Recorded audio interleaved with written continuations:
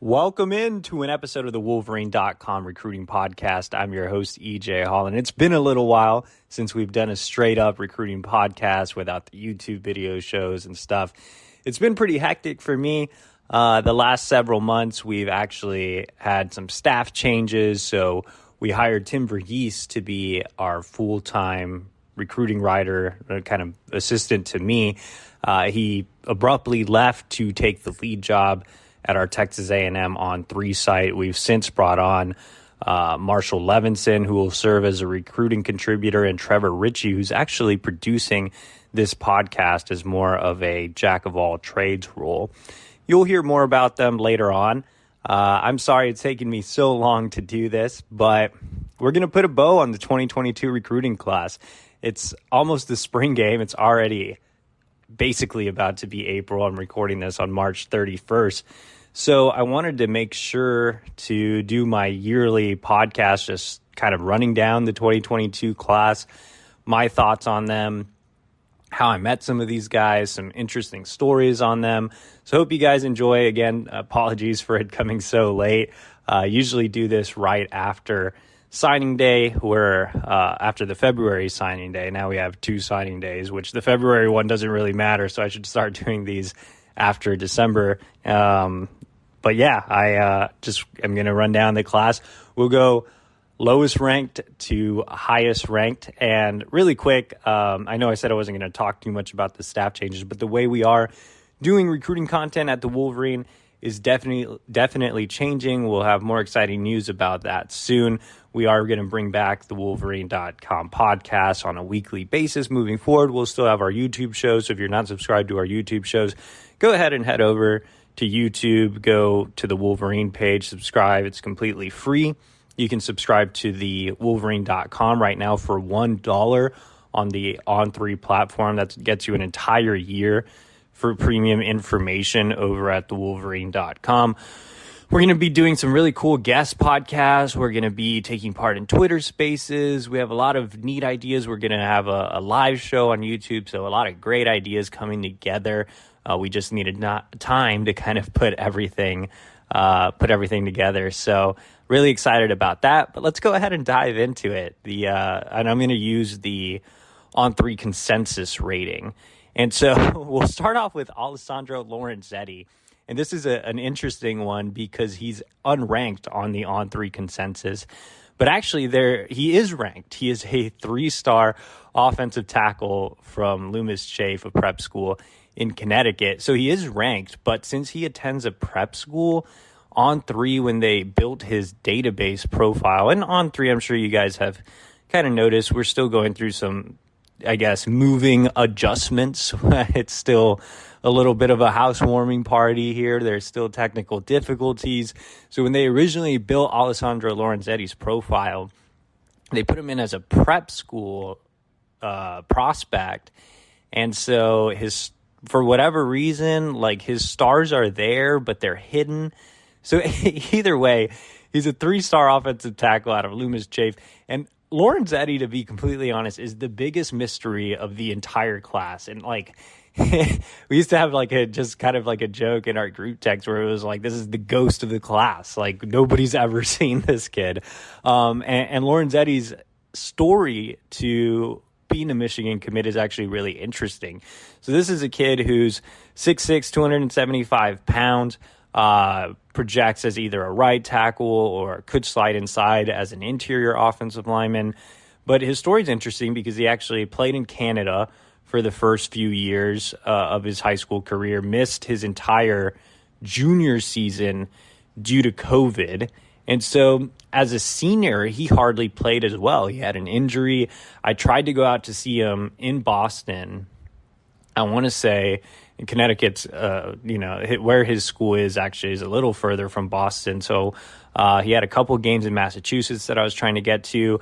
I tried to get a November flight to Hartford. That didn't work out because he dealt through a series of injuries. So he hardly played as a senior as well. So this is a kid that really hasn't played full time since his sophomore year, and that was in Canada. Which obviously the competition level is not all that great. Now, Loomis Chafe is a really good prep school. Their head coach, Jeff Moore, actually just got hired at UMass to work under Don Brown, but he was a really good high school head coach. The program's great. The strength and conditioning program's great there. It's a really, really good prep school in the Northeast. But unfortunately, like I said, he missed his entire junior year. He hardly played as a senior. I never got to go out to see him just because he never played. And so how did he end up committing to Michigan? Well, every time he camped in the summer going into his senior year, coaches really loved him. So he went out to Michigan, he went out to some other Big Ten schools, and coaches were like, wow, man, this is important to note, it's the first year the NCAA has allowed prospects to work out in front of college coaches and so during their visit. So Lorenzetti had a chance to do private workouts with all these coaches. They all offered him based on his workouts, including Michigan. Sharon Moore was really, really high on him. And so he extended the offer. Lorenzetti visited again following that private workout visit and just fell in love with Michigan and committed. So yeah, he's one of the bigger mysteries of the class. It's really, really hard to grade him. Honestly, I would probably grade him as a high 3-star guy just based off of the very limited huddle highlights. I haven't even really seen actual game film on him. It's more so just the huddle highlights, and that's it. Like, that's all we have to evaluate off of. I mean, I do trust Sharon Moore in his evaluations, and obviously they loved what they saw in person in that private workout setting. So it wasn't really a camp. It was more of an individual workout with Sharon Moore. And I think he's one of those guys that, hey, down the line, if he's a starter, he's just a guy that we never really got to see. So I think he could be one of those hidden gems or one of those guys that we just kind of forget about for a little bit because we're not expecting him to make an immediate impact, and it's difficult for offensive linemen in general to make early impacts. But I think down the line, maybe Lorenzetti's a guy that surprises. He's the prospect that I'm like the most interested in this cycle to see what he becomes 4 years from now or 3 years from now, just because literally I don't think anybody had a chance to see him except for the college coaches that got him on campus. So he's definitely an interesting one. Next is Deuce Spurlock, 3-star athlete on On3, linebacker, signee out of Madison Academy in Alabama. Deuce is one of my favorite under-the-radar recruits in this class, and this class featured some really intriguing prospects, but Deuce is one that really moved the needle for me when I saw him live in-game in the fall. So I went out to Alabama not really knowing what to expect. I had seen Deuce's film, and I had seen why Michigan was so high on him. And one, because on the junior tape, you could see he goes sideline to sideline really well. He's comfortable in space. He's a guy with really good speed for his size. He looked a little smaller on the tape, and then when I went out to see him in Alabama, I remember walking onto the field and being like, man, that's a big kid. And I was like, is that Deuce Spurlock? So I go on the Max Preps just to double check and make sure that that's the correct kid on the roster. And I was like, that is Deuce Spurlock. I saw him up close, and I was like, yeah, it looks like him. So I was really just surprised at how big he is. I mean, he is a legit 225 pounds, I would say, right now. He's about 6'2". So he has some really good size, which I wasn't necessarily expecting him to be. I think originally he was listed at 200 pounds flat, and then they got that corrected to 220. But he definitely didn't look 200 pounds when I went to see him. So he has a thick lower half, a thick upper half. He's a strong kid that also plays an H-back role for his high school, made some plays on the offensive side of the ball, lined up at running back as well. So just really showed off some good athleticism. Again, as his junior tape showed, it was the same thing, on the in-game as a senior. He's a guy that just runs sideline to sideline really well. I mean, he just is comfortable in space. We talk about speed in space with Josh Gaddis's offense, which is no longer in existence. But I think with Mike McDonald's defensive scheme and now with Jesse Minter's defensive scheme, these linebackers really need to play with speed and space. They need to be comfortable covering in space. They need to go sideline to sideline. They need to fill gaps quickly. They need to be junior Colston type of linebackers. And that's what you're getting in Spurlock. Now, I don't think Spurlock is the prospect that Junior was. I mean, everybody knows how high I was on Junior. I had him graded out as a 5-star. But I think Deuce Spurlock has a lot of the same attributes, a lot of the same skill set. So I'm really excited about Deuce Spurlock. He really impressed me in game, and then off the field, he was a really, really great kid too. You know, I hadn't really had a chance to talk to Deuce too much during the process. He's a guy that Michigan actually offered in the summer on a visit, and then Michigan kind of cooled on him as they explored some other options. We had the whole Jeremy Patton saga, which he ended up elsewhere. So they circled back to Spurlock, made a big push. He committed on another visit, and they got him on board. But I really like what they got in Deuce. I think he's underrated by the recruiting services. After seeing him live, I would grade him out as a low 4-star. I really like his upside. He still needs to work on a lot of the technical aspects of the game, field awareness as well. But you can see those raw tools that will allow him to especially specifically fit into what Michigan wants to do defensively with its linebackers. So I think Deuce is going to surprise a lot of people.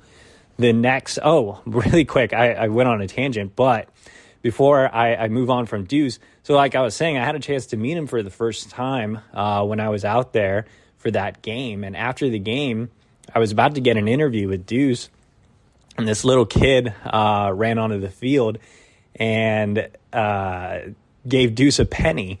And I was like, all right, this is kind of random. And so I asked Deuce, I was like, why does this kid give you a penny? And he was like, oh, man, I met this kid once, and he gave me a lucky penny, and I gave it back to him to hold during the games, and then he gives it back to me afterwards. And that's pretty cool just to see a little bit of a bond that he had with some, random little kid that's just a fan. Like Deuce just seems like a really, really good kid. I wish I would have had a chance to meet him a little, or to meet him earlier and to get to know him a little more. His mom, Latera Spurlock, was really, really great and accommodating while I was out there as well. So good kid, good mom, like just seems like he's going to fit that mold of a Michigan kid. So yeah, again, really, really like Deuce Spurlock. Next is Connor Jones, 3-star offensive tackle out of Palmer Ridge, close to Colorado Springs, 6'7", 285-pound tackle. Can be a left guy, can be a right, can even slide inside. I'm really interested to see how Connor develops. And I know a lot of people just didn't seem all that high on Connor. I would probably grade, so I think Connor's graded as a mid-3 right now. I'd probably grade Connor as a high 3. I really, really like what Connor's going to bring to this program in terms of work ethic and fit. This is a kid that grew up a Michigan fan. We always have all these Michigan fans wanting kids that want to be here. Connor Jones wanted to be at Michigan so bad. He grew up a Michigan fan. He dreamed of playing at Michigan. When he got that offer, I know it meant the world to him, and he was one of the earliest commit in this class and stayed firm throughout the entire cycle, never wavered, never showed interest in any other schools, never visited any other schools. He was completely locked in. Even when there was a staff shuffling, it did not matter to him. He wants to be at Michigan. This is a kid that really bleeds maize and blue. And not only that, Connor has one of the more impressive work ethics that I've seen covering recruiting. This kid is, the cliche lunch pail. He's going to go to the gym and be a gym rat. Like all those, stupid cliche words are literally meant for Connor. I mean, this is a kid that works nonstop, drives from Colorado Springs into the Denver area to work with Matt McChesney, former NFL offensive lineman, and one of the best offensive line trainers in the country. Connor also goes to a local kind of rehab place where he works on flexibility and different things like that. He's a guy that he's going to wake up at 5 a.m., be the first one in the gym, last one out. He's just worked nonstop. Like, this is a kid that did everything for his team, as far as practices, obviously playing in the games, and then on the weekends would go up and train with McChesney. So he is always working. He enrolled early this spring, and, early returns are he is, no surprise, one of the hardest workers out of all the early enrollees. So I like Connor. I mean, again, big kid, 6'7", 285 pounds. I'm really interested to see how he comes out of the strength and conditioning program. He was a little on the thin side. It had a little bit of baby fat that he was polishing out, but I think Ben Herbert's going to get him really, really right. Michigan has done a nice job finding some big, strong Colorado kids. Obviously, Reese Atterbury and now Connor Jones, and Reese actually trained with McChesney as well. But yeah, I definitely think Connor's going to exceed expectations. When I went out to see him live, I saw him at a camp setting, and then I saw him in game as well in the fall, and he's just a guy that loves to bury people. The competition level wasn't amazing, but he really buried people, put them in the dirt, was physical, played with a nasty, mean streak demeanor.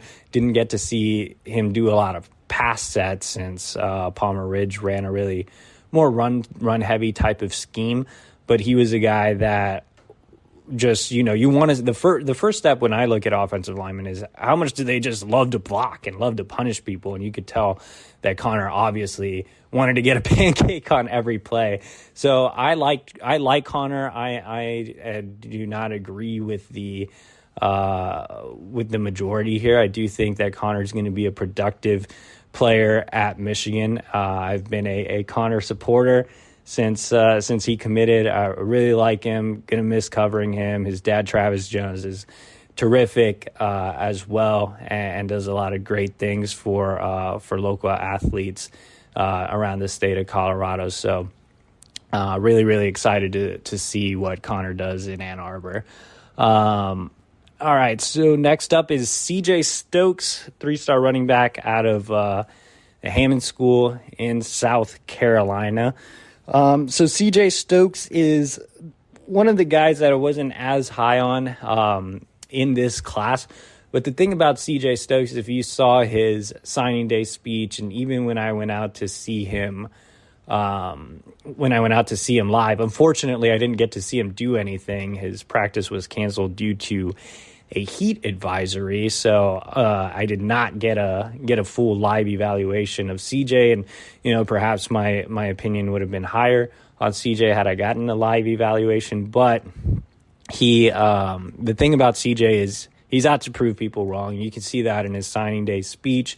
If you didn't get a chance to go see it, I would just look up CJ Stokes signing day speech on Twitter, because it's a phenomenal, powerful speech. I think he's a guy that has that Mike Hart mentality. Like, he might be underrated, but he's a guy that could surprise and really excel under the coaching and mentorship of a guy like Hart.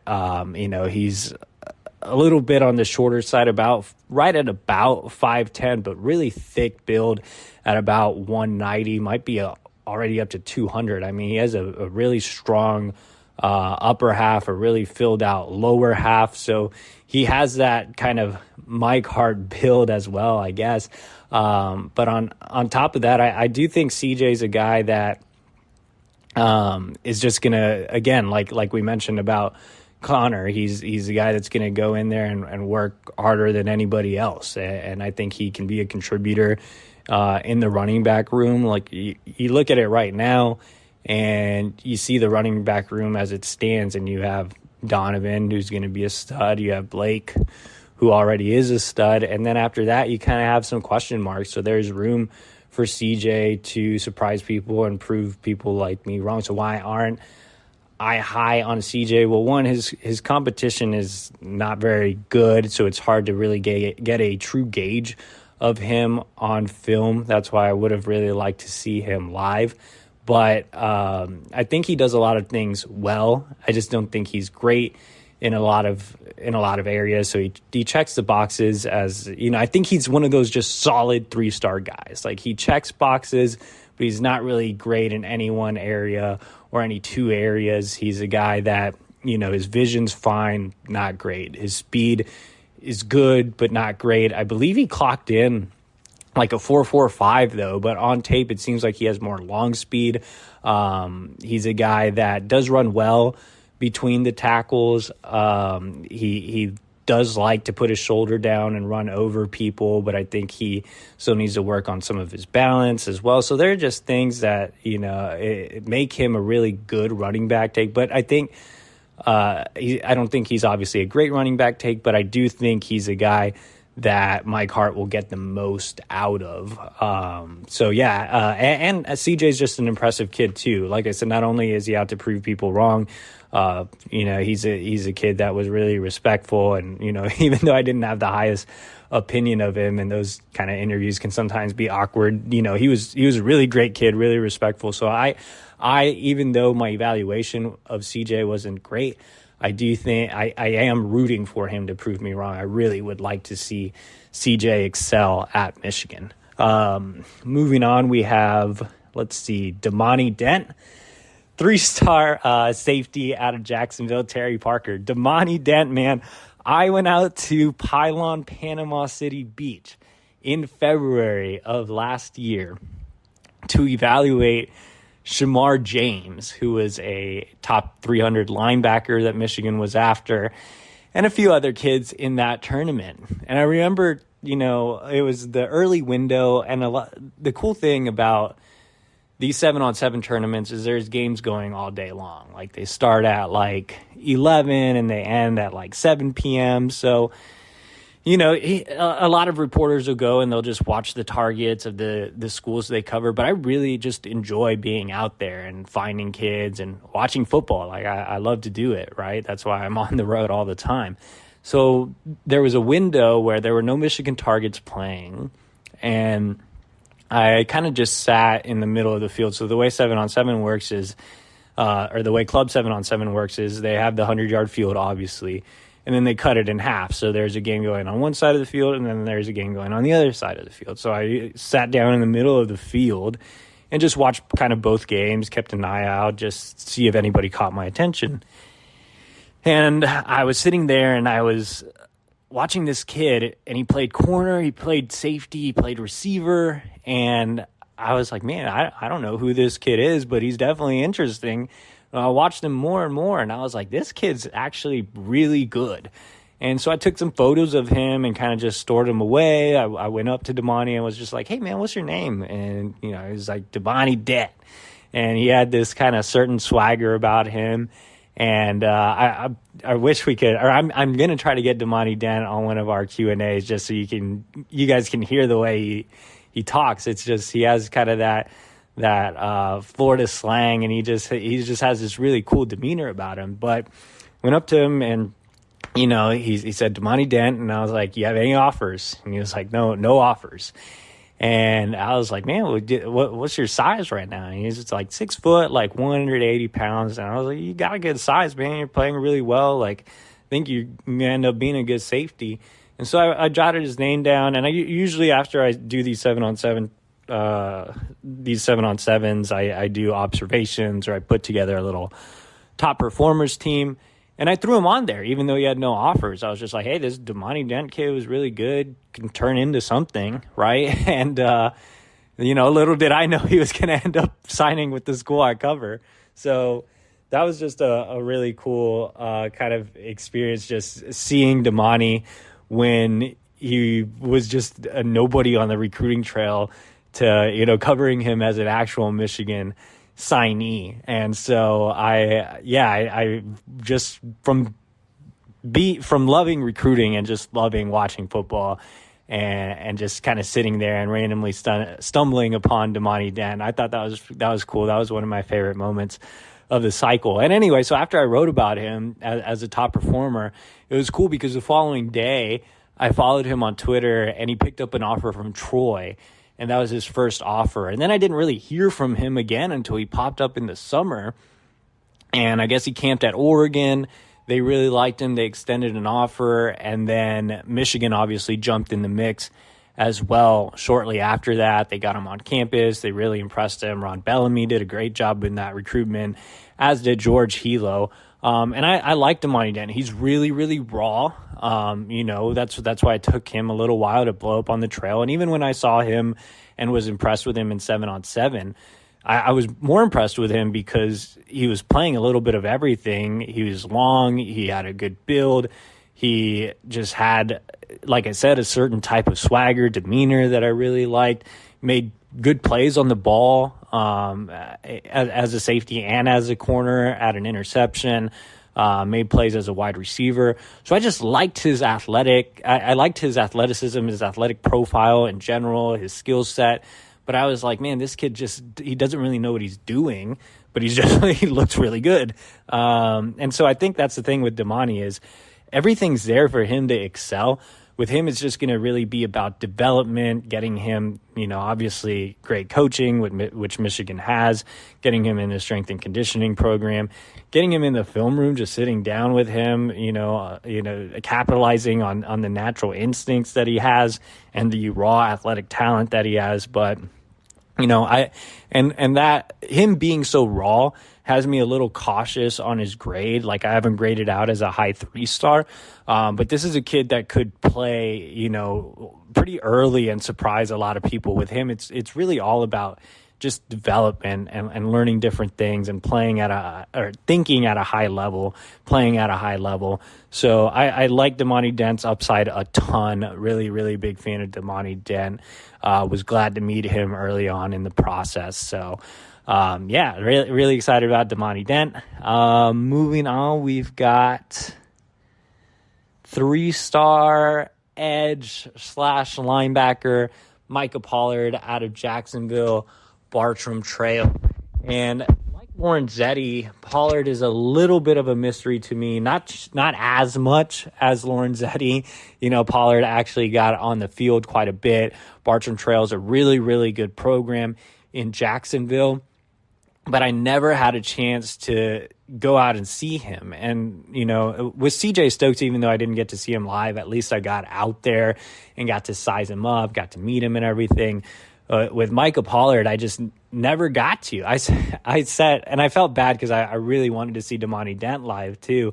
And the problem with this class is it was so spread out. Like, there were so many kids in so many different states. So the class before this, 22, right? Yeah, so it was JJ's class.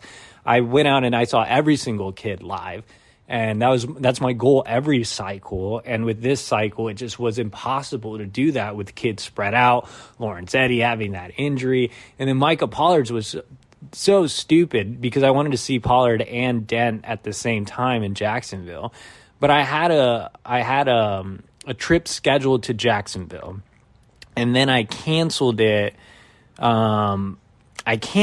Because I don't even remember. I went out to see like an important target. God, who did I go out to see? Guess it doesn't really matter. But Michigan was in on a really, really important target. Oh, I went out to see Omarion Walker when they were starting to flip him from Notre Dame. So that's who I went out to see instead. So I canceled my Jacksonville trip so I could go see Omarion Walker, who ended up signing on it, and obviously we'll talk about him. And so that was cool. So I got an evaluation of Omarion Walker. So I canceled the Jacksonville trip. Then I tried to schedule it later on in the fall, and I booked it again because luckily Southwest now gives you kind of these flight credits. And so I booked it again. And then I got screwed over by weather. I saw the weather was going to be really bad, and there was potential for lightning delays, and I didn't want to get, delayed out of my flight. And so then I called Southwest again, and I got those flight credits switched over so I could go see Deuce Spurlock. So I never got a chance to go out and see Micah Pollard. It did not work in my favor. The weather, the airlines, nobody wanted me to go see Micah Pollard. So we'll briefly talk about Micah Pollard. His father played tight end in the NFL with Jim Harbaugh. He's a nephew of Braylon Edwards. So he had a couple of Michigan connections there. George Hilo obviously is a great, well-respected recruiter in the Jacksonville area. Did a phenomenal job of building a relationship with Micah Pollard, who was an early Michigan lean, then momentum shifted towards Auburn, and then back to Michigan as Hilo did a phenomenal job of winning him over. He's listed at 6'3", 200 pounds. Watching his film, I do think he's a guy that can be an edge rusher. I think that's where he might start off, but I think he has the athleticism to really excel in one of the inside linebacker spots. With Micah, it's all about adding weight and strength, but I think he's really interesting because, again, Bartram Trail's a really good program in Jacksonville. He had really solid production, from talking to the coaching staff there at Bartram Trail, specifically their recruiting coordinator, Chad Parker, who's one of the best assistant coaches in the Southeast that I dealt with, even at my time at Texas. He had nothing but really high praise for Pollard. So Pollard checks a lot of boxes. He's just a little bit of a mystery to me just because I didn't really get a chance to see him live, but I like the production. I like the profile. I like the bloodlines. So with Pollard, I would also have him graded, as maybe a mid to high 3-star. But I think he can be a productive college player at Michigan for sure. So we're going to go ahead and move on to 3-star cornerback Miles Pollard out of Brentwood Ravenwood. And I think everybody knows how much I like Miles Pollard. His was interesting too. So I was out, I guess, is it a year or two down? I don't know. I went out to see Junior Colston right before he committed to Michigan. And this was in the off season going into Junior's senior year. So I went out to see Junior and go do that whole big thing at his house. And, that was obviously a really fun time. But I had a chance to see Junior do a workout before that with MPA, National Playmakers Academy. They train a lot of top prospects in the Nashville area. And I know the lead trainer, Buck Fitzgerald, really, really well, dating back from my time on the Texas beat. So everything was kind of set up for me to go out there. It was a really, really fun time. Always enjoy going out to Nashville. So glad that Steve Klingscale is making the area a priority. But so I went out there, saw Junior, saw some of the other kids that were working out. And I remember asking Buck and being like, hey, man, who's this long kid out here? He's really, really skinny, but very, very long. And I was like, man, I love the length on this kid. Who is he? He was like, Miles Pollard is one offer from Kentucky, Steve Klingscale. And I was like, okay, this kid could be, one to watch for sure. They got his headshot and stuff, and filed his name away and did my whole ordeal with Junior. So I went back in the fall, and I had a chance to see Junior in his season opener, which gave me an opportunity to see Miles. So in that opener, I had a chance to kind of hone in on Miles Pollard as well while watching Junior, and he definitely impressed. I was really impressed with his length, how physical he was, even with his really lanky frame. And then I went back to Nashville to see the Ravenwood IMG Academy game. And that's where Miles really had his breakout game. I think a lot of people had a chance to see it on national television, on ESPN. He did a phenomenal job of making plays on the ball, locking down some of IMG's really highly touted wideouts, and even had, one of the biggest hits of the year in high school football as well. So fast forward to the spring, and I had a chance to see him in Club 7-on-7 at Pylon Atlanta, and he was great there. And again, in the season, I saw him in his final game out in Nashville as well. And with Miles, the thing is he's adding some good weight. He still needs to add weight and strength to his frame. He's still on the skinnier side, but he knows he has to bulk up. The length is there. The height is there. He's really he's right at about 6'2", 6'2.5".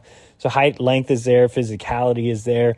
The biggest question mark, and he kind of reminds me a little bit of Jamon Green when I covered him as a high school recruit. But the biggest thing with Miles is just speed, man. Like, that's been the biggest knock on him. That's literally why he's ranked as a 3-star on On3. Now, I'd grade Miles as a 4-star kid just because he checks all these other boxes. But speed is definitely a concern, and that's something that On3 really puts a premium on. And, I mean, it does concern me a little bit, too. I mean, I'd like to see Miles improve his speed. I think, Michigan's a really good fit, being in a physical conference like the Big Ten. And he's very much a willing tackler, a really good tackler as well. So I think he's going to be a plus in the run game. I think he'll, frustrate opposing receivers with that length and physicality, but speed is one of the boxes that he does not check, and the biggest question mark going into Ann Arbor.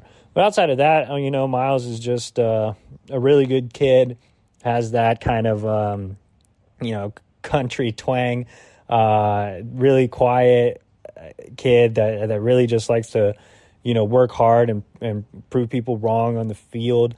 Really great family as well. Greg Pollard, his father, was phenomenal throughout the entire recruiting process. Really enjoyed, going over to his house, having barbecue with him, just, kind of talking about other things, outside of just Miles's recruitment. So really, really enjoyed my time with the Pollard family and getting to know them. Both Junior and Miles were a pleasure to cover. So really, really excited to see Miles at the next level.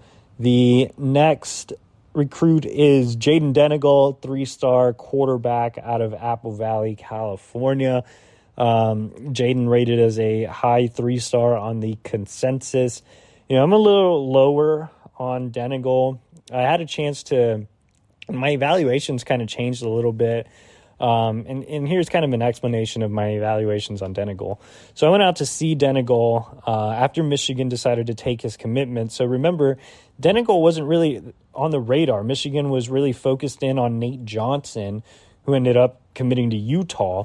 And they brought in Denegal through one of Courtney Morgan's connections. They had him on campus. They had him throw. He passed the eye test Michigan offered, and he committed that same day. I remember talking to his trainer, Danny Hernandez, that day they were at Michigan. And, I kind of got a heads up that he was going to commit. He committed. And so it was it happened really, really quickly from a guy that wasn't really necessarily on the radar to a guy that, instantly became Michigan's quarterback take. At the time was the only quarterback take. And so I went out and I saw Denegal working with Danny Hernandez, who, again, is his trainer, is one of the best quarterback trainers in the country, trains a lot of big-time talent up and down the West Coast. So I had a chance to see that private workout, and what I liked about Denegal was his frame. He's a big-bodied kid at about 6'4", 215 pounds. He has really good arm strength. He was accurate, short to intermediate. His ball placement wasn't, amazing. He did struggle at times with more deep ball accuracy. His mechanics looked like they were a little bit of a work in progress, but I thought they were coming along fine under Hernandez's teachings. And so at that time I wrote, his mechanics are fine, because it looked like, they were really coming along. They weren't great, but they weren't bad. And then I think this was just kind of a weird situation. So I went back out and I saw him in the fall live, and he put up these gaudy stats against terrible competition, and his completion percentage was fine because he was throwing a lot of high percentage throws. He had a couple of nice deep balls as well. He missed one early in the game, but came back and had a couple of really good ones.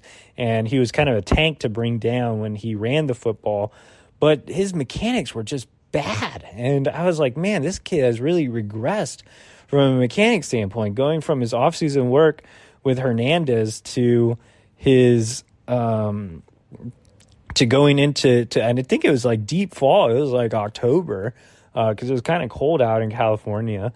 And so I want to say it was October or even November that I went out to see him, and his mechanics just had completely regressed. And then he got a late invitation to the All-American Bowl in San Antonio, which I didn't get a chance to go out to because all the Michigan signees ended up getting COVID and couldn't participate. Denegal was actually a late addition to the game because all these other quarterbacks got COVID and couldn't participate. And so he ended up going out there and got a chance to see the game on television. It just wasn't there. And we had Tim Verghese out there, who was our other recruiting reporter at the time, who didn't have really great reviews for him either. And that's the thing about Denegal that just really, really concerns me is the regression. This is a kid that looked just fine in the summer working with Hernandez. And I mean, again, like that's my explanation for it is Michigan must have, I mean, Matt Weiss must have seen the same thing that I saw, right? Like the throwing session that I saw of Denegal in the summer was, I think it was the summer, literally was just like a month or two after he had committed to Michigan. So I saw the same thing the Michigan coaches saw in him to take his commitment at the time. And of course, Michigan was kind of getting deep into their quarterback board after losing out on Johnson. But still, there looked to be enough there to be like, okay, this guy can turn into something. And then the regression was just, I mean, it just did not make sense to me. I mean, especially with him being a Danny Hernandez kid, and I've covered Danny Hernandez kids in the past, and they really come along and eventually become really mechanically polished. Texas recruited a couple of Danny Hernandez kids when I was on that beat, and so I had a chance to see them when I was briefly on the Notre Dame beat. I had a chance to go out to see Buckner, and so I had seen Danny Hernandez's workouts. I really respect what Danny Hernandez does with the development of high school quarterbacks around the state of California. But man, I mean, once he got away from working with Hernandez and just went into his high school season, it was like night and day from a mechanic standpoint. And so his feet still need a lot of work in the pocket. He does not look comfortable in the pocket at all. He holds on to the ball for way, way too long. I mean, with Denegal, he's going to need a mechanic revamp. He's either going to have to go back to whatever he was doing to progress with Hernandez. And now Hernandez is going to be hands-off, obviously, because he's at Michigan. So Weiss is going to have to completely correct the mechanics, or he's going to have to move to tight end, in my opinion. I mean, I don't foresee him being a quarterback at Michigan unless he fixes a lot of problems, and that starts with mechanics, starts with footwork, and it starts with getting that deep ball correctly. Again, the arm strength is there, ball placement's kind of all over the place, the deep ball accuracy is not there. So, and again, he's fine short to intermediate, but yeah, I mean, with Denegal, there's a lot there to be the quarterback at the University of Michigan, to play quarterback at the University of Michigan. I like Denegal. I like I like Denegal as a kid. I mean, it was really great to go out to meet him. I like his athletic profile. Like, I still think, like, he can be a pretty decent tight end, and maybe he can even be a serviceable late career starter, or at least backup in case of injury. If Weiss can get him mechanically better, if they can fix his footwork, I think it's just going to be a lot of work with Denegal. And so that's kind of where I stand with him. Obviously, he's rated as a high 3-star on the consensus. I would rate him as a low 3-star. He's the lowest rated recruit in the class in my evaluation. Next up on the in terms of On3's rankings would be who's rated higher. Would be Omarion Walker, rated as a 3-star out of Ponchatoula, Louisiana, just outside of New Orleans, 6'4", 180 pounds. And Walker is one of the most fascinating kids in this class. I am still I don't really know what to do with him from an evaluation standpoint. So I'm just going to grade him a high 3-star because I think that's the safe rating when you have kids like these. The reason I say that is, one, the athletic profile is phenomenal. Love his athletic profile. This is a kid that's 6'4", 180 pounds, can jump out of the gym, 4.4 speed, terrific shuttle time as well. I don't remember exactly what it is, but man, just wow, athletically, just absolutely just passes the eye test. That's why He had Alabama offer him when he went out there for a camp. He had a lot of SEC schools that were high on him early that eventually cooled on him. And well, why did the SEC schools cool on him? Well, because he still has a long way to go as an actual football player. When I went out to see him live, I mean, it was tough to watch because the athletic profile is so phenomenal that you're like, man, you are so athletic and fast and big. Like, use your abilities. Like, Omarion, the benefit of Omarion is he's going to have Ron Bellamy as his dedicated position coach, which I think was a great move for Michigan to have that. I think Josh Gaddis being the OC and the receivers coach, I think maybe hindered the wide receiver development in general. And you have Ron Bellamy that's dedicated to him. And not only is Ron Bellamy dedicated to him, he's also a New Orleans native and was his primary recruiter. So I think that relationship and that connectivity on a personal level is going to help as well. But with Omarion, again, it was frustrating because he's this tall, fast kid, but with freaky athleticism, and the practice reports have been great since he's an early enrollee. But I'm just concerned about when he actually plays in a game, whether he can produce. But I think with him, I've said it many times on this podcast, but strength and conditioning, he's very, very skinny, and he struggled to against guys that obviously aren't going D1. Whenever he got pressed up at the line of scrimmage, he struggled to just get off of press. I mean, so he definitely needs to add strength. He's very, very thin. Flexibility is there, so I mean, he just kind of struggled to get in and out of breaks, which is typical of bigger wide receivers, but I don't really understand why. I think that he does have great flexibility. Again, he's a great leaper, great catch radius, athletic ability is great again, but he struggled to get in and out of breaks, struggled as a pure route runner. So I think with that, it's less hips and flexibility and more technique, and I think Ron Bellamy will be able to teach him that.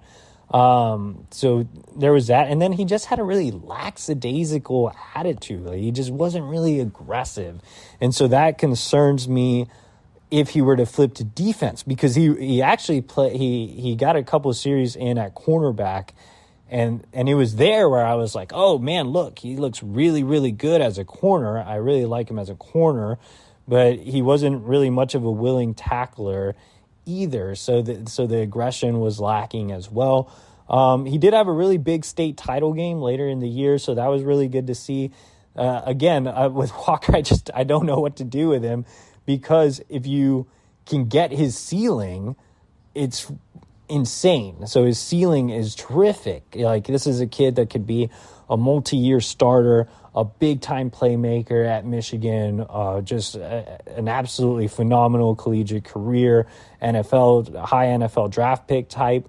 But if you get the floor, man, you get no production. So this is a kid with an extremely high ceiling and extremely low floor. So I'm just interested to see what Michigan gets out of him. I think, again, the biggest thing I can say here is the switch to wide receivers for Ron Bellamy, I think, is really going to help Omarion Walker excel.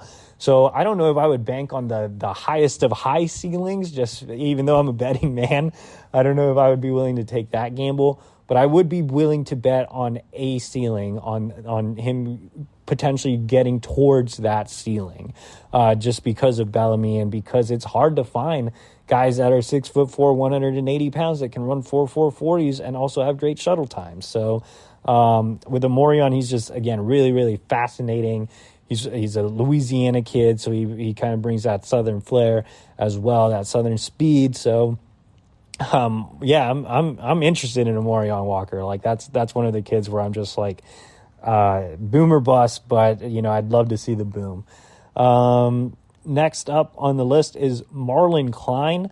I still haven't learned how to say, after all these months, I still have not learned to say the name of his school. Ravengat Nikuchi, out in kind of the middle of nowhere, Georgia, out by the mountains, close to the North Carolina border. really, really beautiful area. It was my first time going out there when I had a chance to go see Klein at a practice in the summer during my two-a-day tours. So I went out there, I had a chance to see him live, and I really like Klein, man. I think Klein, who's rated as a low 4-star here on the consensus, I think he's a mid 4-star type. I really like the find here by Jay Harbaugh, who was the tight ends coach at the time. And, I've said it on record. I really like Jay Harbaugh's evaluations and just the job he quietly does as a recruiter. He's just nice and steady. He finds good players. And so Marlin Klein, I think, is a really good player. He's 6'6", listed at 215. You'd be surprised at how thick Klein is. You'd think he'd be more of a skinny, pure flex end wide receiver type, and not really. He's built really well in his upper and lower halves. He's a strong kid. He's a willing blocker. When I went out to see him practice, he had a couple of pancakes, looked really good as a pure run blocker. He can be a flex end guy. He started off as more of a wide receiver. And the thing about Klein, you have to remember how much of a ceiling he has, just because he transferred into the United States from Germany.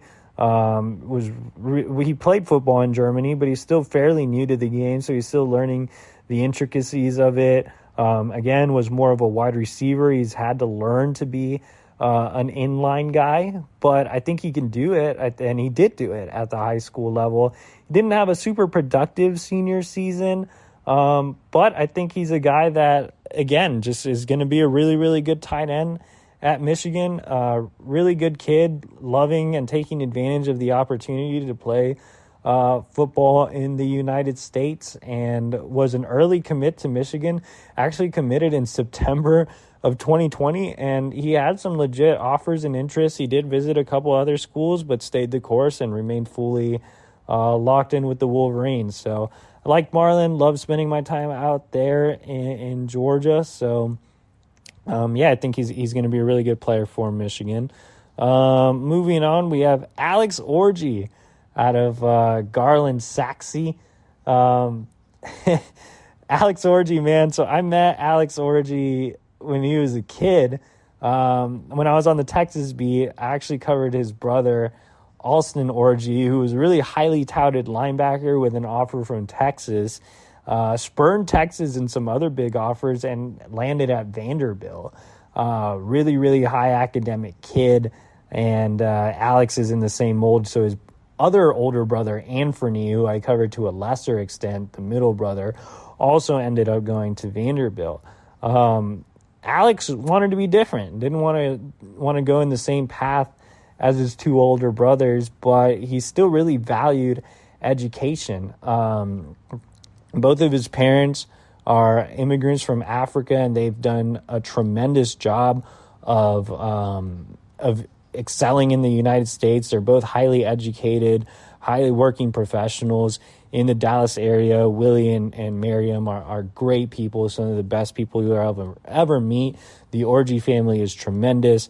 They've been nothing but great to me as well. And so shout out to Willie and Miriam. They've done a fantastic job in their own personal lives, but also raising their children. So Alex is a really, really great kid as well. Like I said, I met Alex when he was a kid, just covering his older brothers. But when he was a freshman, I was doing a 7-on-7 tournament out in Dallas. And at the time, I was really ingrained in the Texas beat. And I had a chance to serve as a guest coach at a 7-on-7 tournament in Dallas when he was a freshman. And I was responsible for putting the roster together of guys that didn't have club teams to play with at that tournament. So I put together my own team along with the director of Pylon. And so I got Alex to be my quarterback, and it was cool. So I got a chance I can say that I coached Alex Orji. But seriously, he was just a big, intriguing kid with a big arm. Even as a freshman, he was just this really impressive looking athlete. I remember talking to his dad and Willie telling me he was going to be the best out of all the Orji brothers. And I was like, sure, Willie, because at the time, Alston was again, really, really highly touted. And so I again, had a chance to just see him throw throughout that tournament, had a fun time with him. And I didn't really expect him to, and obviously, again, I was on the Texas beat. I ended up leaving the Texas beat and really didn't, stay in too much communication or follow up with Alex's development until he popped up as a Michigan target. So it was kind of, fun how that happened. And as soon as he got an offer from Michigan, I was in contact with his dad. And one of the biggest reasons he got an offer from Michigan initially is because his dad had a friendship with former Michigan assistant Mo Linguist, who obviously left the building and abruptly went over to be the head coach at Buffalo. But Matt Weiss stayed in contact. Alex eventually committed to Virginia Tech. Late in the process, Michigan really, really made a strong run for him. He ended up, flipping on signing day after a lot of discussions. I remember being in the hotel. Where was I? So I guess I was in Detroit. I remember being in the hotel like a couple of days before signing day. Yeah, it was a couple of days before signing day because I made it back to Chicago for the signing day swing. It was a couple of days before signing day, and I remember Willie calling me after their official visit to Michigan, which took place that weekend, the final weekend before signing day. And he kind of just wanted to talk it out. And he weighed the pros and cons of Michigan versus staying at Virginia Tech. And we kind of talked about everything, my experiences in the Midwest as well, my experiences covering Michigan, and just as a friend, just because I had known that family for years and years over the course of 3 recruitments.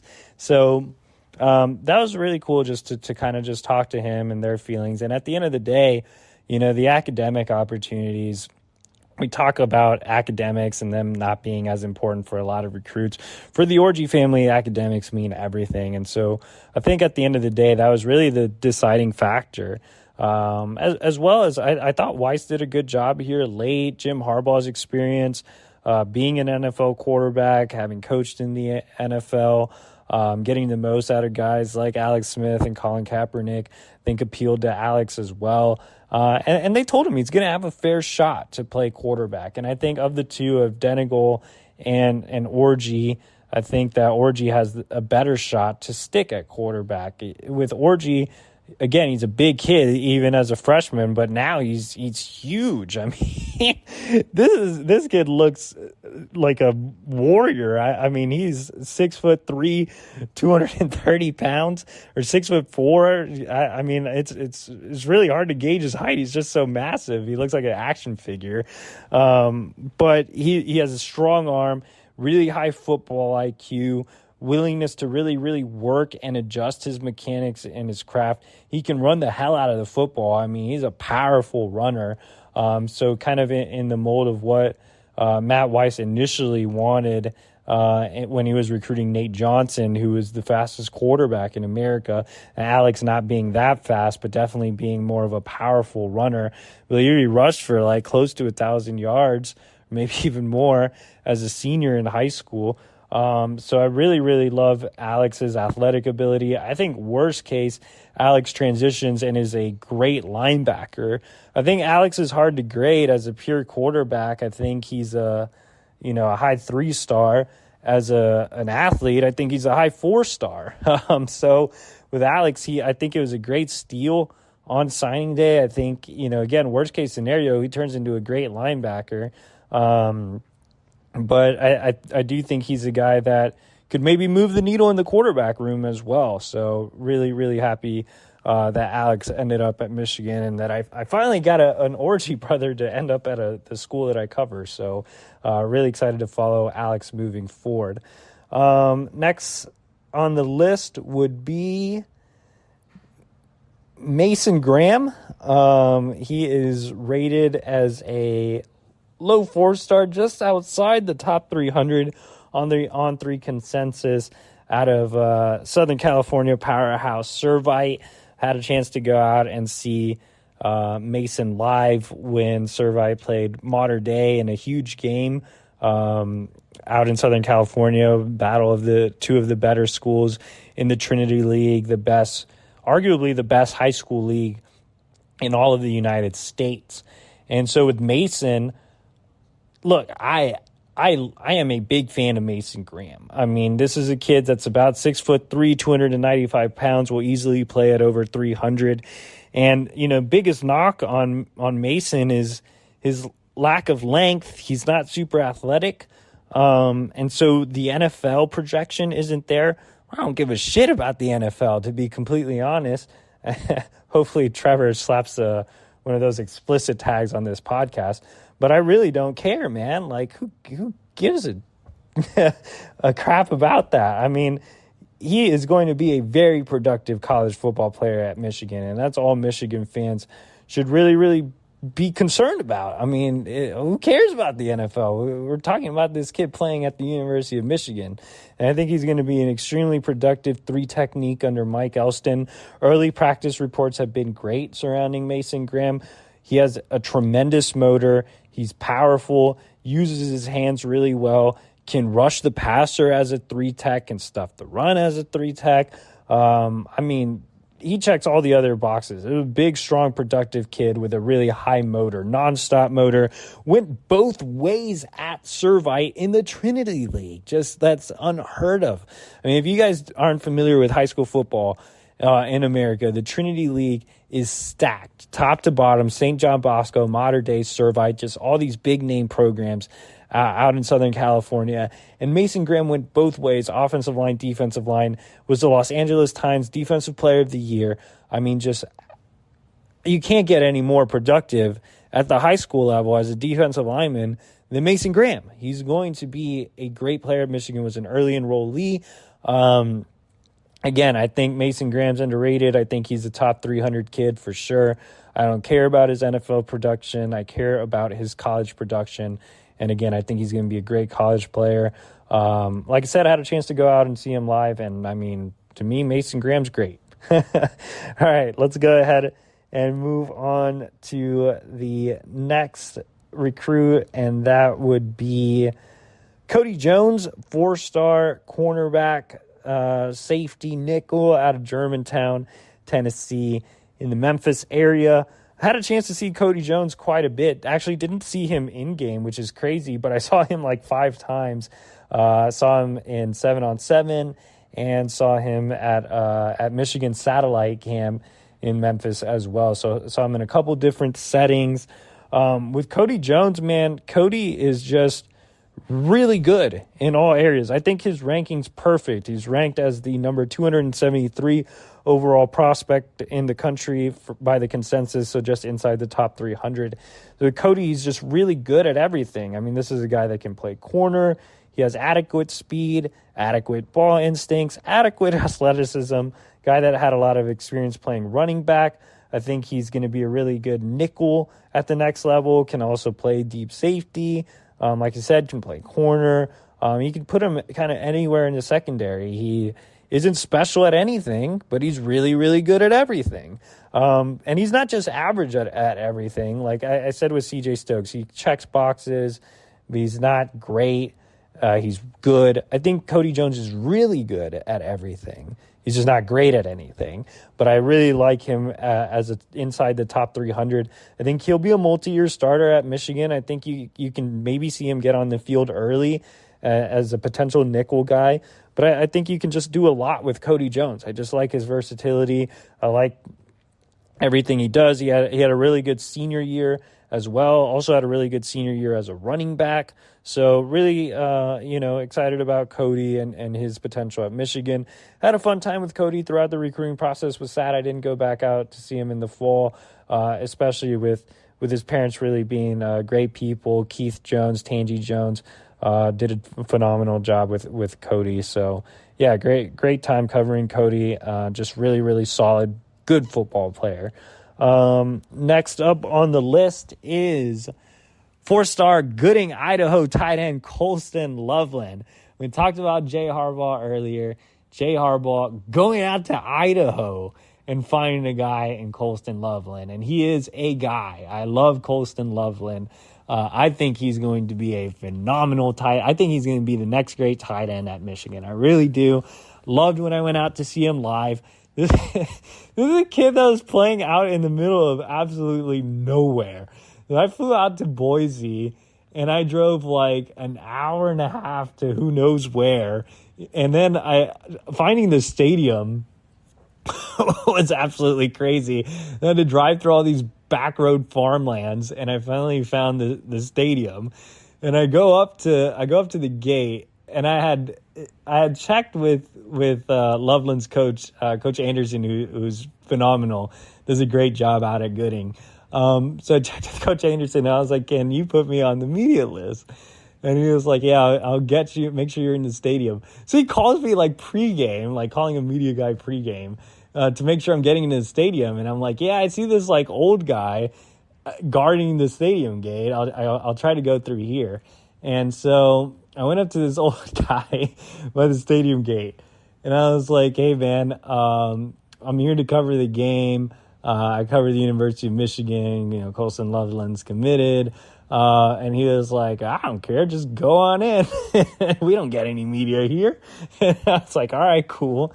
And so got a chance to see a full Colston Loveland game in which he dominated, obviously not playing very good competition in Idaho. It was fun to see him play a little bit of everything. So he played tight end, he played receiver, he played like a wing type of role in some, random run-heavy packages.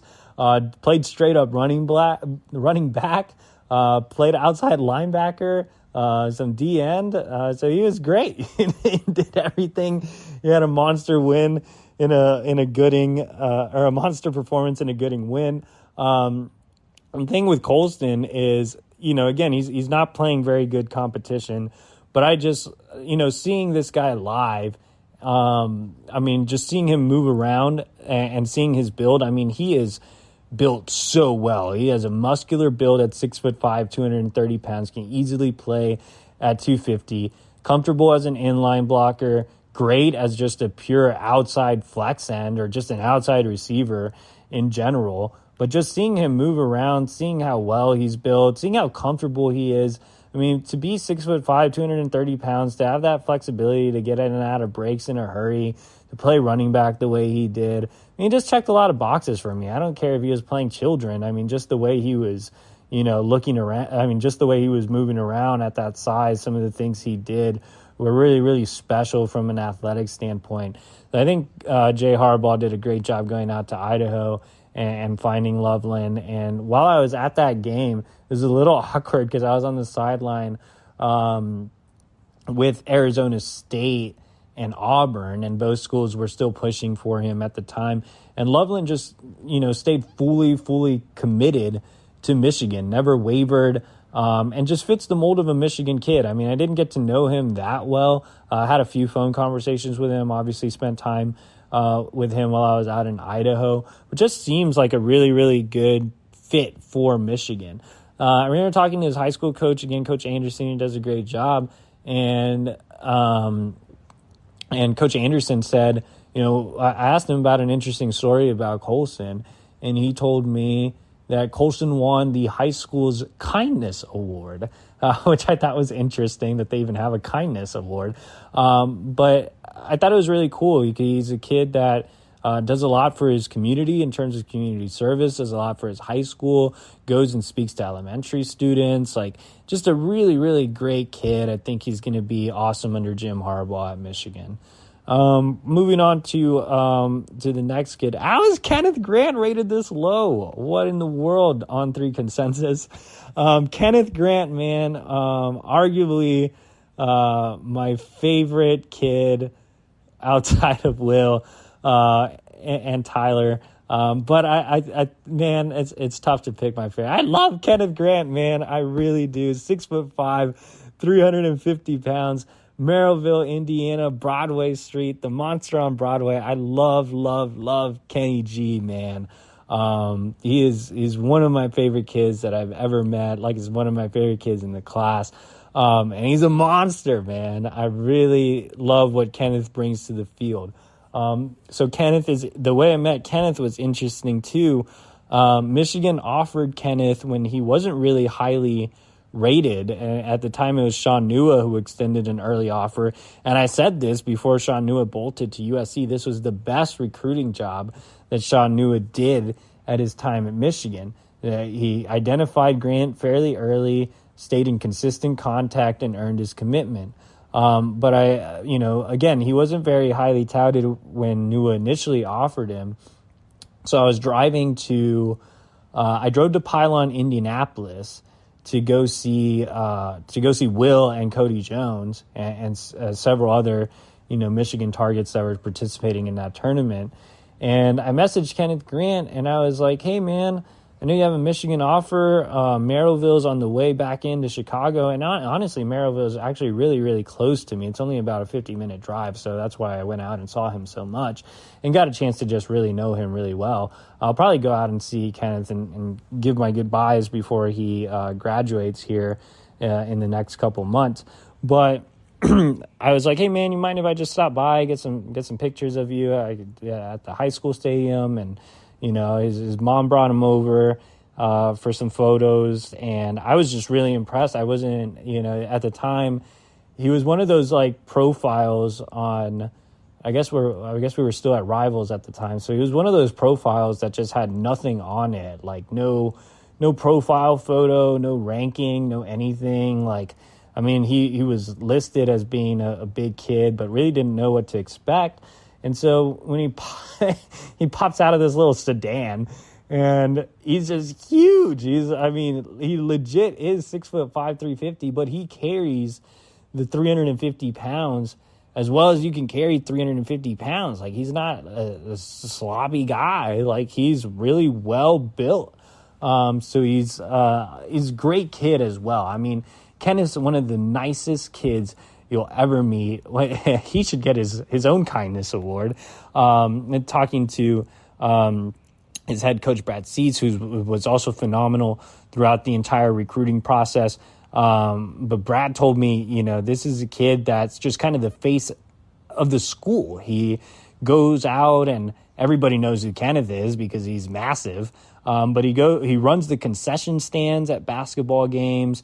He goes out and supports other sports. He does a lot for his community as well. And he's just a leader on the football team. He was a 4-year starter. He goes down as the winningest player in Merrillville high school history. Led Merrillville to 3 straight state semifinal appearances. We talk about dancing bear as an overused term for offensive lineman, but he's a dancing bear as a defensive lineman. Really quick off the ball, obviously very strong and massive at his size, but this is a guy that was playing 5-tech defensive end and rushing the passer. I mean, he is, for 350 pounds, he's fast, he's quick, uses his hands well, strong. I think he's going to be a phenomenal nose at Michigan. I think he's going to be a 3-year starter at Michigan, or at least a multi-year starter at Michigan. And he embodies what it means to be a Michigan man.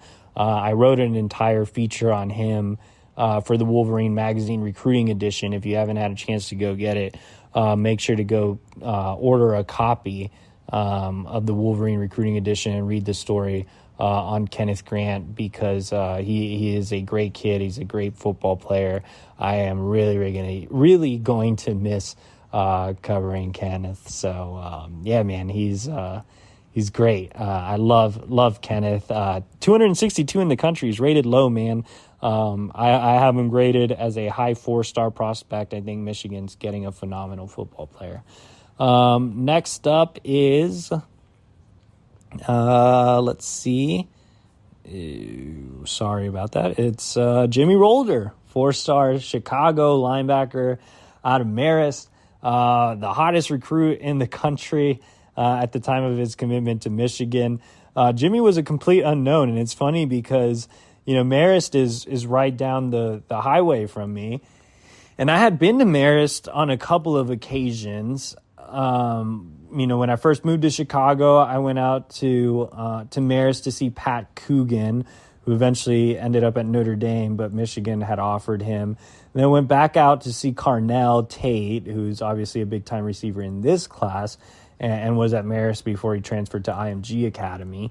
But and I always try to get a look at other prospects. Like they had a really good little quarterback, Dontrell Jackson, who ended up committing to Coastal Carolina. They have a big, intriguing wide receiver in 23, Ryan Sims. And so I tried to get to know, a lot of the other prospects whenever I go to high schools, right? And Jimmy Rolder was never brought up at all. And I know Coach Dozak there really, really well. And, I always ask him about his underclassmen and everything. Jimmy Rolder, again, never brought up, never noticed him at all, which was an obvious mistake on everybody's end, including me. But the thing with Jimmy is he wasn't even a full-time linebacker. So this is a kid that was 6'2", 220 playing tight end, right? And you're not looking at 6'2", 220 tight ends, very often unless they're really, really the athletic freaks. But Jimmy was more so a baseball player, so he committed to Illinois as a baseball player. Didn't start playing full-time linebacker until a shortened junior season because if you remember, the state of Illinois had a spring season and then turned right back around and had a fall season. And then the spring season was stupid. It was only 4 games. So it was just a really weird situation. So coaches didn't really catch on about Jimmy Rolder until he was a senior. And again, at the time, he was committed to Illinois, didn't have any Power 5 football offers. And so he thought he was just going to go play baseball. And out of nowhere, he just starts getting offer after offer. Jim Harbaugh called him. It was funny. He said he got an unknown number call from Michigan. And so he decided to answer it, and it was Jim Harbaugh offering him a scholarship. So it was just crazy how it kind of turned out for him. So after that, I went out and obviously saw Jimmy quite a few times, saw him in game, saw him at a couple practices, things like that. And I love kids that are really high-level baseball players. I think the skill set, and baseball is an extremely difficult sport. I have nothing but respect for baseball players. I always sucked at it. So you have to be you have to have a special skill set to be a great baseball player. And I think that transitions well over to the football field oftentimes. And so I think I love that Jimmy, again, was an Illinois baseball commit. His stepfather actually played against Jim Harbaugh in college and played in the NFL. Scott, who's was phenomenal throughout the recruiting process as well. He had a great advisor in Scott. The baseball athletic profile was great, and he's a big kid. Again, he's 6'2", 220 on On3, but I think he's right at about 225, maybe even 230. He's big, he's strong. I remember talking to Coach Dozak, and he said he went out to watch him play baseball, in his junior season, and was just like, man, that guy looks like a major leaguer already playing third base. And he has a great build. He's not super athletic, but he's deceptively athletic. He gets sideline to sideline well. He is comfortable in coverage. If you watch his film, early on, I think in his huddle highlights, he has an interception return for a touchdown. When I watched him play, he was a thumper in the middle, filled gaps quickly, but did have that enough athleticism to get sideline to sideline and cover in space as well. So I think Jimmy Rolder was a great find for Michigan. I mean, his recruitment ballooned, but Michigan was there fairly early. So really good evaluation by former defensive coordinator Mike McDonald and linebackers coach George Hilo. Looking ahead, we've got Tyler Morris coming in at 155. Obviously love Tyler, and is a kid that, I've been covering for multiple years. Terrific family. Nothing but great things to say about Tyler as just a kid. I got to know his mom more so than his dad, but both great people. But Shirley is phenomenal, one of the best moms you'll ever meet on the recruiting trail. And Tyler, just great academic kid, extremely humble, carries himself the right way, future team captain. And it was just so unfortunate that Tyler tore his ACL during that spring junior season here in Chicagoland. I was actually at the game. And so before the torn ACL, you have to remember, you have to keep in mind, Tyler Morris was a consensus across the board top 100 kid. I thought he had a chance to be very, very similar to Ohio State's Garrett Wilson in terms of a rankings jump. And they're very similar as well as players. You know, I covered Garrett very, very often during my time on the Texas beat. It pretty much came down to Texas, Ohio State. Obviously, Garrett ended up going to Ohio State. And I mean, watching Tyler was very eerily similar to Garrett. From a skill set standpoint, from a kid standpoint. I love Garrett. Garrett's still one of my favorite kids of all time as well. Really excited to see him get drafted, even though I know he's a Buckeye. But Garrett's great. Tyler, really similar. Amazing route runner. Just really, really tactical, clean, crisp routes. Terrific hands. Some of the best hands I've ever seen. Underrated athlete. Kid that's a junior Olympian. Not really all that big. I mean, he's right at about 5'11", 6 foot, kind of like Garrett, but can just go up and get it. Tremendous body control, great high pointer of the football. So Tyler checked a lot of boxes for me and a lot of boxes for a lot of people. Again, I mean, I thought he had a chance. And Garrett was the same way. Garrett was ranked like right around where Tyler was ranked, going into his junior season or exiting his junior season. I think Garrett was ranked, and obviously Garrett's now a first-round NFL draft pick, but Garrett was like, I want to say in the 60s nationally, 70s nationally, just right about where Tyler was pre-injury.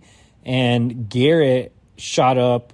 I mean, Garrett had one hell of an offseason going into his senior year and then was absolutely flat out dominant as a senior. So Garrett went from that ranking to a 5-star, and Garrett was my top overall player in Texas. I had Garrett graded as a 5-star, number 1 player in Texas that cycle. And so I thought Tyler had a chance to rise in the same way. And Tyler started off with a great offseason. I remember watching him in Myrtle Beach playing 7-on-7 for Midwest Boom and just being like, man, Tyler's really taking the next step. And he jumped right from 7-on-7 to playing football, in that shortened season. And so it was the last game of the year, and Tyler had a couple of injuries going into the game already. And I remember sitting there. I'll never forget this. I was in the back of the end zone, and Nazareth Academy was struggling. They obviously, had lost JJ in the offseason prior, so they didn't really have a lot of the athletes they normally have, and without JJ, they were struggling a bit. So it wasn't the normal, Nazareth Academy that was competing for state championships. So Tyler was doing everything. He was going both ways. And I remember thinking in my head, like, and Tyler had an interception earlier in the game. But I remember thinking in my head too, like, is this necessary? Like, this is like the last game or whatever. Like, why is Tyler not, coming off the field? Like, do we really need to have him going both ways? And right after halftime, I was sitting in the back of the end zone trying to get, photographs from that angle.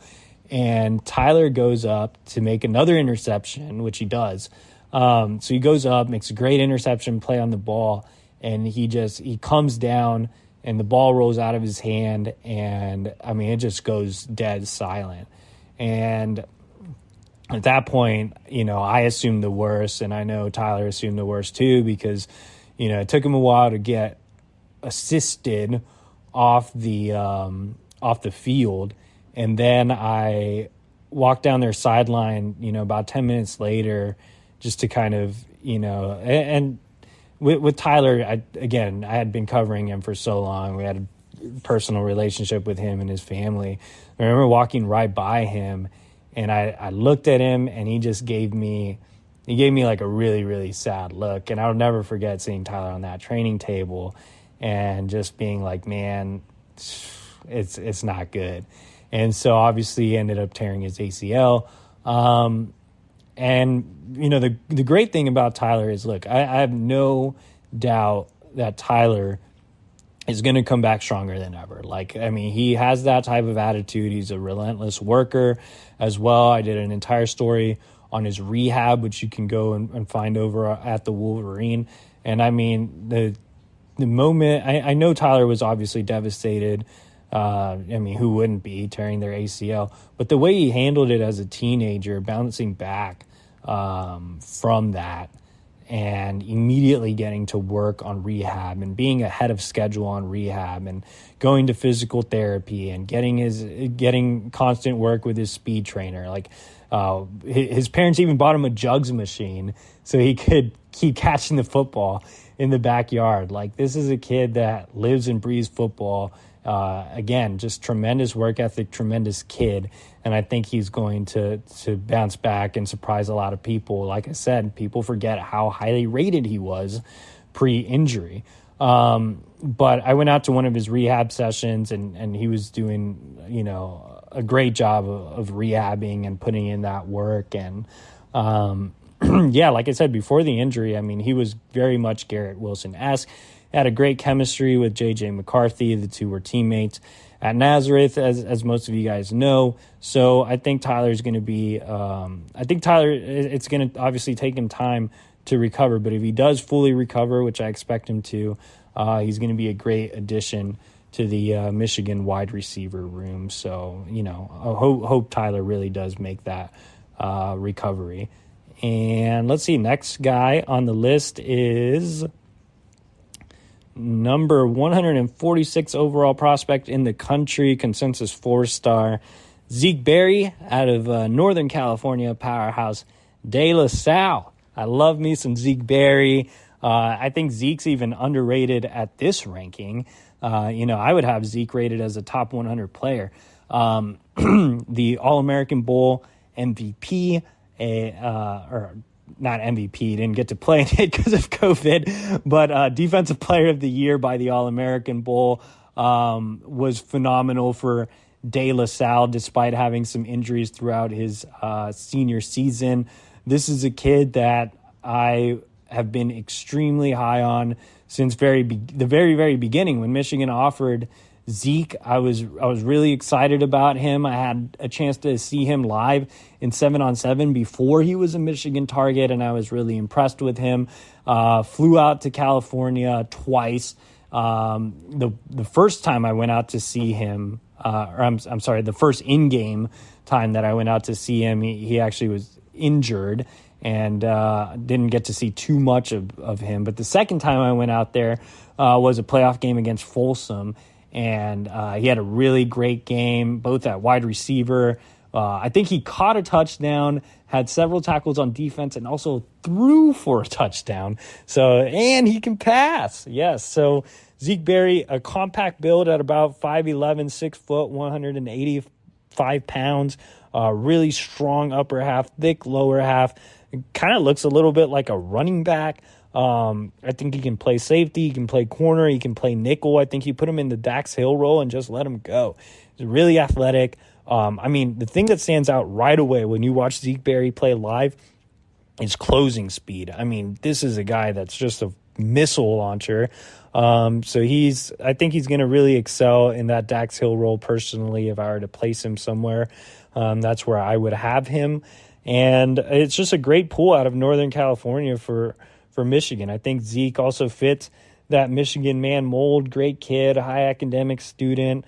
Like I've said about a lot of these kids throughout the podcast, but I really enjoyed getting to know Zeke. Really loved watching him play, and I absolutely love that versatility. Next on the list is Darius Clemens, the number 113 overall prospect in the country, consensus 4-star. Darius, I saw very, very early on, and I didn't get an updated live evaluation of him, which is unfortunate, because he initially eliminated Michigan. Wolverines didn't get back in it until late. Obviously hosted him for an OV right before signing day and earned his commitment. Just a great job by the Michigan staff just turning that recruitment around. But I saw Darius very, very early in a 7-on-7 tournament and was impressed with him. Kept in touch with him and his father, Larry. during the recruiting process, but I loved how big of an outside wide receiver. I'm a sucker for big outside wide receivers. I love big outside wide receivers that are not stiff. And that's the thing with Darius Clemens is he's 6'3", 205 pounds. He ran like a laser 340. I mean, that's insane as a high school senior. At 6'3", 205, he can bend well.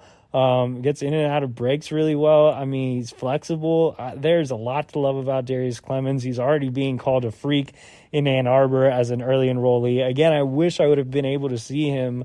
When I initially saw him, I think he was going into his junior year. So it's been a long while since I had a chance to see Clemens live. But you turn on the film, you see the verified times, you see the verified height and weight, and it's just, wow, he is a freak. So, I would have Darius graded as a top 100 player. Again, he's 113, so a little bit outside of that, but I think he was one of the best lands of the cycle, obviously. Next on the list is Keon Saab, number 89 nationally. This is another kid, kind of the same thing as Darius Clemens. So Keon Saab has been on the Michigan radar forever, it seems like, right? Like I think he was initially offered by Chris Partridge. Keon Saab might have been on Michigan's recruiting radar even before I joined the Michigan beat, which is crazy. So, Keon Saab was a big name on the recruiting trail, even as a young kid. I saw him live for the first time in the offseason of his junior year, playing for NLG, which is a really good 7-on-7 club program in New Jersey. So I saw him at Pylon Orlando, and at the time he was a Michigan target already. Like I said, he's been on the radar for what seems like forever. And I loved him. I was like, man, this kid is elite, 5-star level kid. About 6'3", 200 pounds, just an intimidating force at safety. I mean, teams were just afraid to throw it deep because he would just pick it off. Like, he's not that tall. Like, he is close to 6'3". I guess he's listed at 6'2". But he's just long and big. He's a huge kid that might spin down and even be an athletic linebacker. I think he's a great box safety. Give me a Taylor Mays comparison here. Like, I love Keon Saab. And, I know Taylor didn't have a great NFL career, but he was terrific as a college player at USC. I think Keon Saab has a similar skill set. Big hitter as well on film. A lot to love about Keon Saab. Another recruitment where the Michigan staff did a tremendous job of coming back and landing him. His ranking did drop a little bit from when he was younger, just because I think his ceiling is maxed out a little bit, and he's a little bit of a tweener in terms of the fact, like I said, he might spin down. But I love Keon Saab. I still think of him as an elite athlete. I still think of him as a borderline top 50 player. I think that this is a kid that's gonna be an early impact player at Michigan for sure. Derrick Moore out of St. Francis Academy in Baltimore, keeping that pipeline in Michigan going. Derrick Moore is another one. Like, man, how many times? Derrick Moore is a kid that Michigan offered fairly early, through that St. Francis pipeline. Didn't really consider Michigan throughout the process, was Oklahoma bound, and then the staff got him in on campus late, got him to sign with Michigan on signing day, had a really amazing performance at the Under Armour All-America game on national television, which we all saw. He's about 6'3", 6'4", 250 pounds, not super lengthy. So he's a guy that was considered a little bit, or that I considered a little bit of a tweener as well, just because he wasn't that super long kid. He does have good length, just not amazing length. And he's really filled out already. Like, he's already like 250 pounds. So I did see Derrick Moore live. And I wrote a story about him early on in his recruitment, but like I said, just wasn't all that interested in Michigan. But I went out to Under Armour Baltimore 2 years ago, and he was one of the best kids there. Like, he was just like, and he was ranked really high at the time and everything too, so I kept a close eye on him, and he was just so good. I was like, man, This kid, I don't know exactly what he's going to project at. At the time, he was a little bit lighter than 250. I think he's an outside linebacker, DN, probably a 5-tech type kid. But he's just really, really damn good. Obviously, he's put on some weight since then. 6'4", 250 is a big kid for him just being an early enrollee freshman. So interested to see how the strength and conditioning program manages Derrick Moore, especially with, they don't really have traditional 4-3-5 tech DNs. Obviously, the DNs are more D tackles as 3 techs. But I think he can be a really, really good edge rusher. I mean, you saw it at the Under Armour All-America game. I mean, he gets around the edge in a hurry. He gets after quarterbacks. He's a speedy guy. He uses his hands really well, has an array of different pass rushing moves. So I'd love Derrick Moore. The only thing that concerned me was just his body type as far as scheme fit. From a pure talent standpoint, Derrick Moore was a terrific land and obviously shot up in the rankings. 37 national is extremely high. And last kid on the list, we saved the best for last, Will Johnson, the number 18 overall recruit in the country, 6'3", 190-pound cornerback out of Grosse Pointe South in the great state of Michigan. The only commit out of the great state of Michigan this past recruiting cycle. Will was, a pleasure to cover. Everybody knows how close I was to Will Johnson and his father, Dion Johnson. And, it's been a ride. I'm obviously going to miss covering Will. So first met Will when he was a freshman. I was still on the Texas beat. I've told this story before, but I was on the Texas beat, and I went out to Pylon, Atlanta. At the time, Texas was recruiting a couple of kids in Georgia. Kind of the same thing as Damani Dent. So again, I love watching football. I love watching recruits. That's what I do, man. Other reporters spend time going out to get lunch or talking to other reporters. If I'm at an event, don't talk to me. I don't want to be your friend. I'm not here to make friends. I'm here to watch football, right? It's like when Jim Harbaugh says, I want to talk about football. I don't care about anything else. I don't want to be friends with you. If you see me at an event, don't talk to me. You see me at a game, don't talk to me unless it's pregame, because I want to watch football.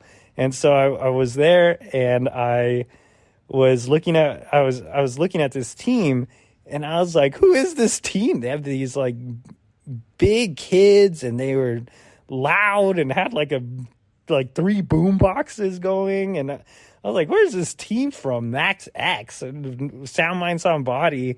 And I remembered seeing Sound Mind Sound Body on a satellite camp poster.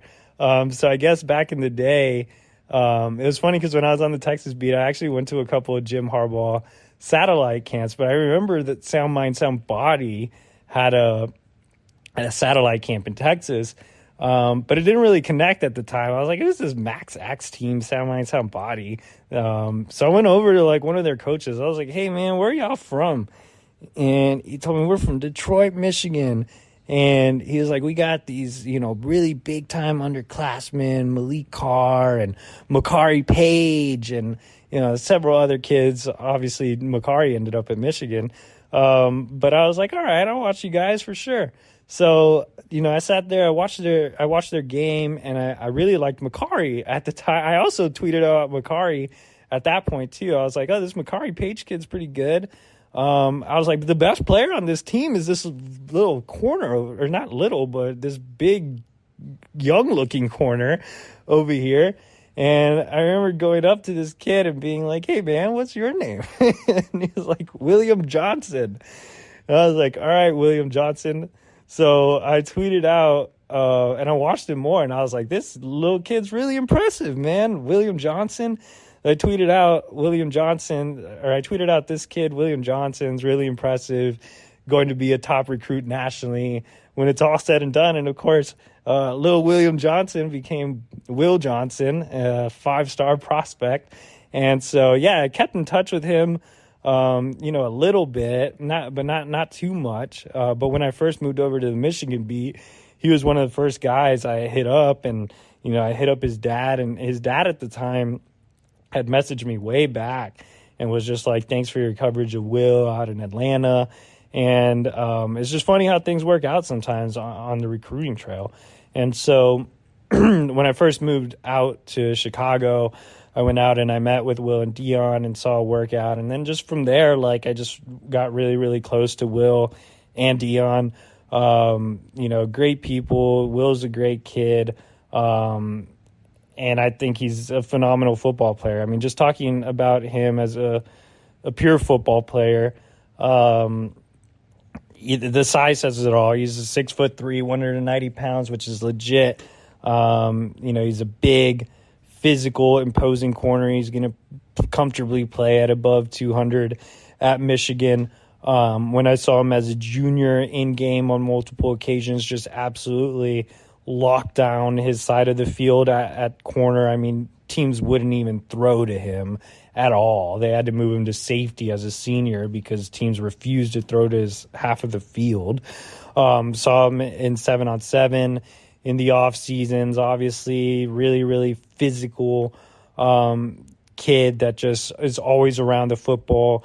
Terrific technique. And the thing about Will is he's not a guy that's just going to lunge and press you all the time. He's so smart being around Dion and growing up around the Michigan program his entire life and just football his entire life. I mean, he just doesn't use his size and physicality to overwhelm you. He understands what offenses are trying to do, and he parlays his coverage to that. So he's really, really patient. He's technically sound, gifted IQ, gifted, natural ball skills and instincts, underrated athlete that helped South reach the state track meet this past year. Great basketball player for South as well. Played with the high-profile AAU team, the family. So, yeah, I mean, everybody that was questioning Will Johnson's speed, I mean, this guy's a really, really good athlete too. On top of all of that, like I said, he moved to safety as a senior and had some really good plays there. But he was also one of the top wide receivers in the entire Midwest this year. So he had a great, great year as a wide receiver as well, which again speaks to his athleticism. I think the first game I saw him in, he had like 200 yards and 3 touchdowns. And then the final game I saw him in, so I saw Will for his last game against De La Salle, and he still had, I think, about $150 and 2 scores. So he played Wildcat quarterback as well. I mean, there are not enough great things to say about Will Johnson just as a pure football player. He's going to be a contributor as a freshman, in my opinion, an early career starter. He's just great. He's a student of the game. He's a hard worker. I mean, this is a kid that's just a relentless worker as well. Like, he's always out there training with Dion, like, no matter what. Whether he's doing sound mind, sound body events, practicing with his team. I mean, 7 days a week, this kid was working. I mean, he would find ways to get work in. And so, he had his own speed trainer. He realized people were knocking him for his speed. He went out and got a speed trainer and worked with him a couple of times a week as well. So, yeah, I mean, Will is not just like this, larger-than-life recruit. I mean, he's a guy that's also putting in the work. Like, when, I've covered 5-star recruits in the past, obviously, and, a lot of them aren't working as much as Will is. I mean, Will is working like he's a 1-star kid. Like, he has that chip on his shoulder. He's hungry. He always finds ways to feel disrespected, I guess. And kids, speaking of respect, I mean, kids around the Detroit Metro absolutely love Will. He was the face of that Sound Mind, Sound Body program for a long, long time. He just has that quiet, confident demeanor. I remember at a 7-on-7 tournament, that 7-on-7 tournament I mentioned earlier in Indianapolis this past off season. Will's always quiet. He's always, doesn't let people really get to him. And I mean, he just dominates games. He's quietly just completely dominates games as a corner. All right. So it was funny. They were playing this team. Max S was playing this team that was just taking cheap shots all over the place to the Max X players. And Will got so mad. I had never seen him this mad. And he just lost it. And I won't really give out too many details. You can use your imagination. But I was like, man, Will, like that Detroit really came out of you, man. And he just kind of laughed because you never see that aggression really truly come out. He always has that calm demeanor. He always knows what he has to do. He's really, really smart. Smart kid off the field too. And yeah, man, I mean, like I said, I'm just going to really miss covering Will. Terrific kid, terrific athlete, going to be a great ambassador and leader at the University of Michigan. Kind of reminded me a little bit of, using the Ohio State references today, but reminded me a little bit of Jeff Okudah, who obviously ended up being a first-round draft pick for the Detroit Lions. Similar type of kid, similar type of playing style. So I think Will's going to be that type of guy for the University of Michigan.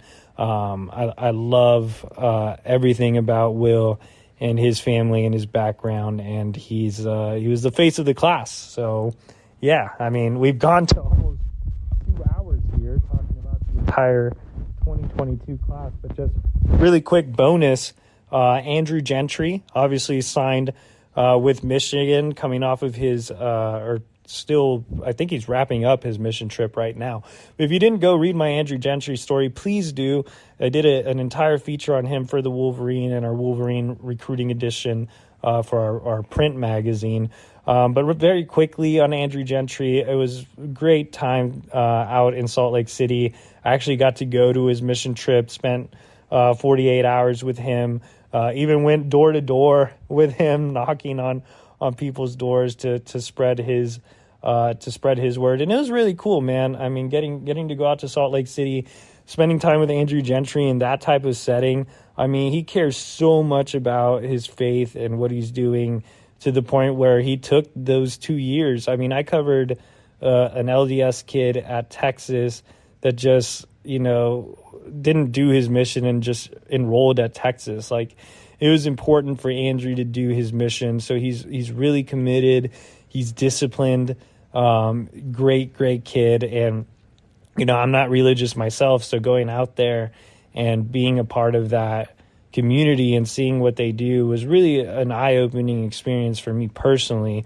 But also just, really cool to have the respect for what Andrew has committed his life to do. But as a football player, I loved Andrew. I had him graded as a top 100 prospect when I saw him as a high school player. I went out to Columbine twice, and just massive kid at 6'8", 300 pounds. Obviously, he's lost some weight while he's on his mission trip. But if Andrew gets it back, if he gets back into football shape and he's anywhere close to where he was as a high school prospect, I think Andrew's going to be one of the great offensive linemen at Michigan. I think he was a hell of a land for the Wolverines in a really unique situation as he was set to enroll at Virginia. But, obviously Virginia parted ways with Bronco Mendenhall, who was a Mormon himself. And so that opened the door for Michigan to land him. And, I think Andrew Gentry is going to come back from his mission, and it's going to take him a little bit of time to get back to where he was. But once he does, I think he's going to be a premier offensive lineman at the University of Michigan. So that wraps it up for 2022, guys. For all your 2023 recruiting coverage, go over to thewolverine.com now. You can follow me on Twitter at EJ Holland on 3. Thank you guys for listening.